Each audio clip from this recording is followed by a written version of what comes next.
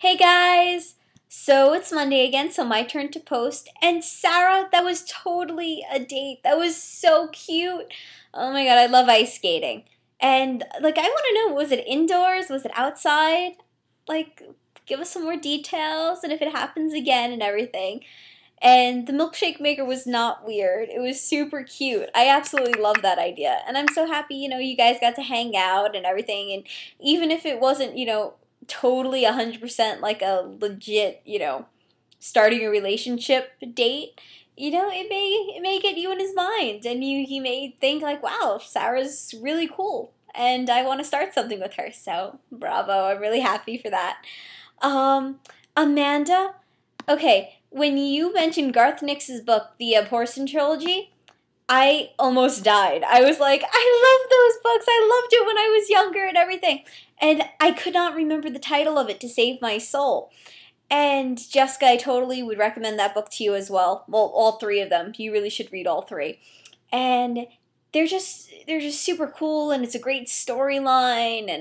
And basically, there's this one, for lack of a better term, also my memory's a little fuzzy on the books because it's been years, but I mean, it's not a kid's book, not at all. I mean, I would definitely consider it like young adult fiction, but more towards like the older side. Like there is a lot of sex and violence in it and everything. It's a really cool book. But anyway, there's this one sorceress or sorcerer who's in charge of basically like keeping the dead in line, and they're called necromancers, which are super cool if you ask me. And the old necromancer dies, and his daughter kind of comes and helps to fill his shoes and everything. But the first book, I think, is just her, searching for him, and then she meets this guy who turns out to be a prince who was frozen in time underground for some sort of reason, and he's super cool, and he gets around quite a lot in the books.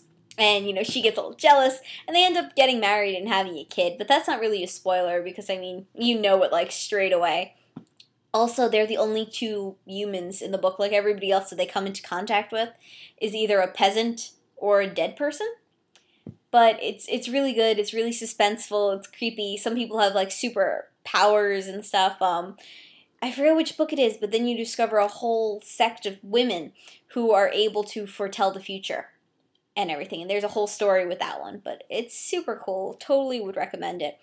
Also, Amanda, if you know this book, because I feel like we have a lot of the same taste in books, I cannot remember the title to save my soul, but once again, it's like a trilogy. And I want to say Arcarian or something. I don't exactly remember the whole title, but basically, it follows this guy, whose name I don't remember, and he works for like a secret order of gods who work with humans, and they kind of have mystical powers too, and there's like a civil war among the gods. And there's this girl named Rachel, and Rachel's a traitor, but in the last book, like, she comes back. Then there's this guy, Matt, who you find out is the kid of one of the gods, and life just kind of gets crazy for them. And Matt's sister, who I guess half-sister, they don't share the same father, but she hooks up with this immortal human named Arcarian or something to that effect, something with an A and an un at the end. But I honestly don't remember it, and I've been searching for this book forever. And this has been happening to me a lot recently. Like, I've been thinking of a book from, when I was much younger, and I'm like, well, I enjoy reading that now. And I know I bought it, and I go looking for it in my, I have like a book cabinet where you can't see it, the books from the outside. It's almost like a toy chest. And I opened it up and I searched through it, and I'm like, where is this book? And Mom's like, oh, don't you remember? We threw away a bunch of your books when you were like in 8th grade. And I was like, no, I don't remember this. So, I'm going to try to remember what it is. I've typed in like everything into Google, but if you know, please, tell me the title, or like even like the series thing if it seems familiar to you. Jessica, your video was totally not boring. I was sad that I only got to see you for a minute and a half, but it was a lot of fun. I'd love to hear some work stories or anything. My internship has been going okay so far. I've pretty much cemented that I do not want to work in that field because it's just super stressful, and everybody is always yelling, and it's a lot of competition where I don't see the reason for competition. Like Thursday, I was in the office, and 2 lawyers were arguing. and they were like, give me the paper. And the other one was like, I'm not going to give you the paper. You don't need the paper. The guy was like, I just want to see the paper. And then the judge comes in and the guy is like, but judge, she won't give me the paper. And it was like kindergartners because the other lawyer was like, oh, I was always going to give him the paper. I don't know why he's saying that. It's like, he's saying that because you wouldn't give him the paper. It's like dealing with kindergartners. I really didn't understand like where anybody was coming from in that situation. But, yeah, it's just probably not for me. Then on Friday, this coming Friday, I have an interview with a psychologist. His name is Fritz Gillette, and he does a radio show. It's like a self-help radio show. People call in with their issues, and basically he's looking for somebody to help him with research. It's not like actual study, but like on his radio show, somebody calls up asking about, I don't know, depression or something, and he may not know the full thing, so I'll look up the bare bones of their question, whether it's on the internet or in a book, and help him answer whatever he needs. But it'll be a good experience working with the psychologist, because it is something that I'm interested in and stuff like that. So I hope I get it, and if I don't, it's not a big deal. I'm busy already this summer, and I'm just hoping it won't be too much time. I started watching, in TV news, I started watching Supernatural. It's the show on the CW.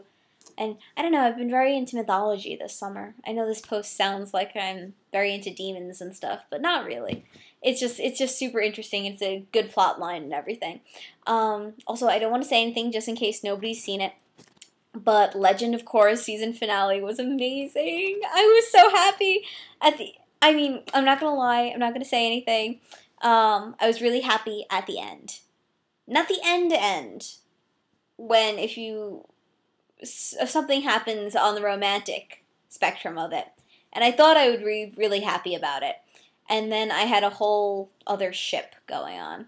So here are my new ships. Asami Bolin. I haven't come up with names or heard names for any of these. So yeah, those two. Then I really want Korra Iroh. I think they're so cute together, and Mako, as far as I'm concerned, Mako can go and deal with his cheating ways all by himself. Mako. I'm so upset with him right now. But yeah, it was super cool. I like the ending with Amon, and I'm not going to say anymore, but I was super happy. It was, it wasn't just like a season finale. It was like the end of a whole series, so I was like really, really pleased. What else has been going on? Oh, Saturday. This Saturday, we celebrated my brother's graduation, and that was a lot of fun. So I got to see my family, and I got to see friends, and we hung out with my cousin Victoria's boyfriend Greg again, who is just like a sweetheart. Like, he's a lovable idiot, and I absolutely loved him. My brother has declared that we've forgotten all about her other ex-boyfriend, who we all thought she was going to marry. And then, we were talking, and, she was like, yeah, I love Greg. And I was like, really, you love Greg? And she's like, yeah, I really love him. Maybe he's the one. And I was like, this is the second time she's said it to me. So I'm like, maybe we have a wedding in the future. I'd love to be a bridesmaid. I really would, And I think her wedding would be a lot of fun. I mean, she's a big party girl. And it's like the greatest thing because she's renting a shore house at Belmar this summer. And that's not exactly my cup of tea. Like, I would never do it. She's living with like 7 girls in this itty bitty house, and I definitely would not devote my entire summer to partying or whatever. But she's having a good time. And I think her friends are not my people, but they're super fun and super nice. So more power to her. We had dinner at this really cool Spanish restaurant. It was really nice. I'm trying to think. My cousin John wasn't there because he was working. But everybody else was, so it was good. And it's always fun to hear stories about the family and, everybody catching up and stuff. And my uncle was telling me about pre-med at NYU because he went to NYU right before, and that's what I'm thinking of doing now. So he says everything should be fine. He says chemistry is not that bad.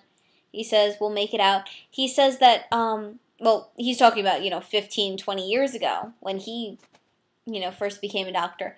But he says that chemistry lab will not take you 4 hours. He says, so I'm really happy about that. He says they just do it just in case people are, something goes wrong with the experiment and they want you to finish up everything. But that's way in the past. So I'm excited. I'm excited for August to come. I'm excited to start on this path. Here's to hoping I don't have to do a gap year. So, yeah, but I miss everybody too. Sarah, we totally need to Skype. I'm gonna text you later. I figured out that Colorado is only 2 hours behind New York, so that's a good thing to know. I googled that, and yeah, we'll definitely Skype. We'll find a good time, okay? But I love you guys. Bye. Talk to you later.